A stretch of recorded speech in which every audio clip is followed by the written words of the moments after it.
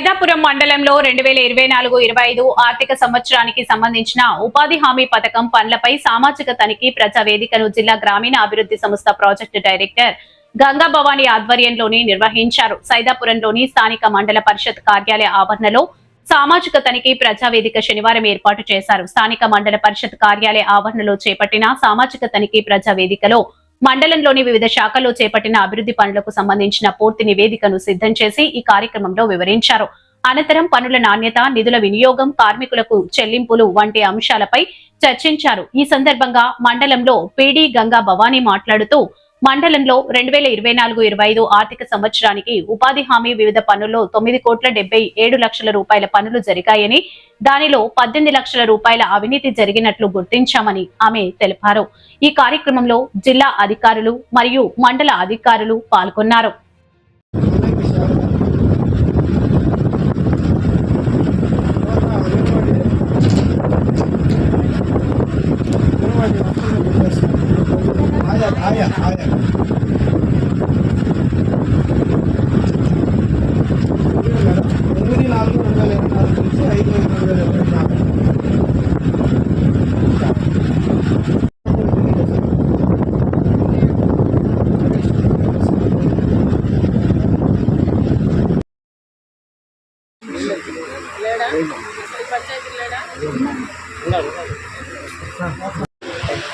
సిబ్బందికి, ఎన్ఆర్జీ సిబ్బందికి, నాయకులకు అందరికి కూడా నా హృదయపూర్వక ధన్యవాదాలు.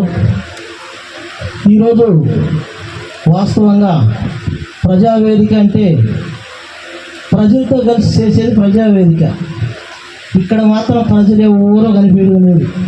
ఒక ఫీల్డ్ అసిస్టెంట్లు, పాత్రికేయ మిత్రులు, వీళ్ళు తప్పక ప్రజలు ఎవరు కనిపించడం లేదు.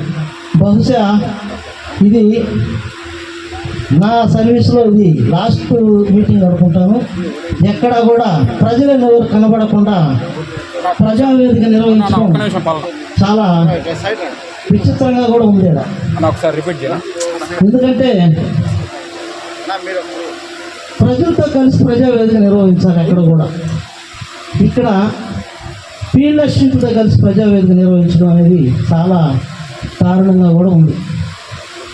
ప్రజావేదిక జరిగేటప్పుడు గ్రామస్తులు కానీ, నాయకులు కానీ అందరూ కలిసి ఆ గ్రామంలో ఏమేమి అన్యాయం జరిగింది దాని గురించి అధికారుల దృష్టికి తీసుకొచ్చేదానికి ఒక ప్రజావేదిక నిర్వహిస్తారు.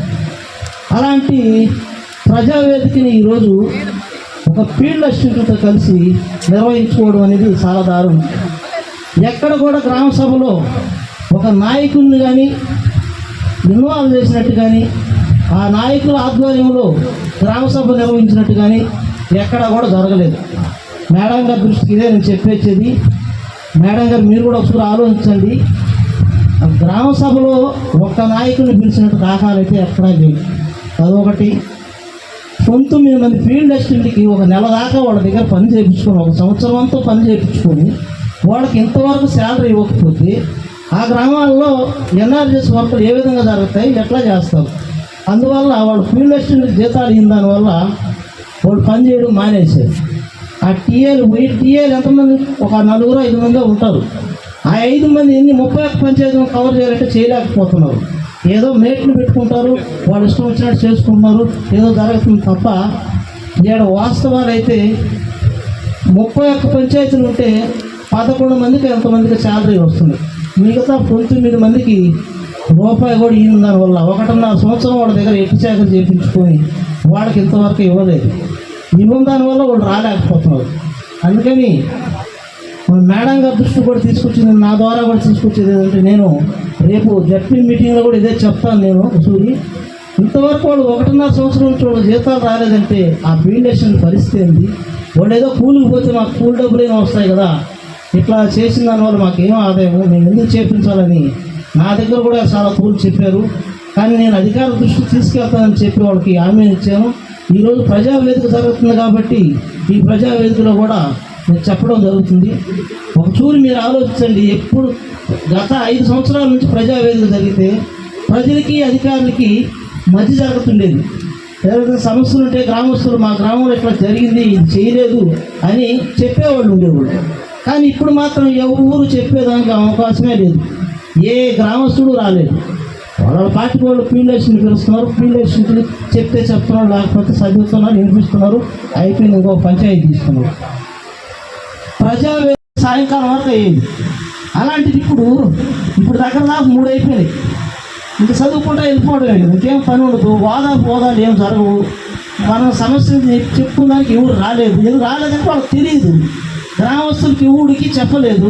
ఆ గ్రామస్తుల్లో దండోరు వేసి పలానా తేదీన గ్రామసభ ఇది ప్రజావేదిక ఉంది, ఆ ప్రజావేదికకి మీ గ్రామ సమస్యలు చెప్పండి అని చెప్పిన వాళ్ళు లేదు. అందువల్ల ఇక్కడికి గ్రామస్తులు ఎవరు రాలేదు. అందుకని మేడం గారు కూడా గుర్తించి ఈ ఎన్ఆర్జీస్లో లోపాలను సరిచేయవలసిందిగా కోరుకుంటూ సెలవు తీసుకుంటున్నాను.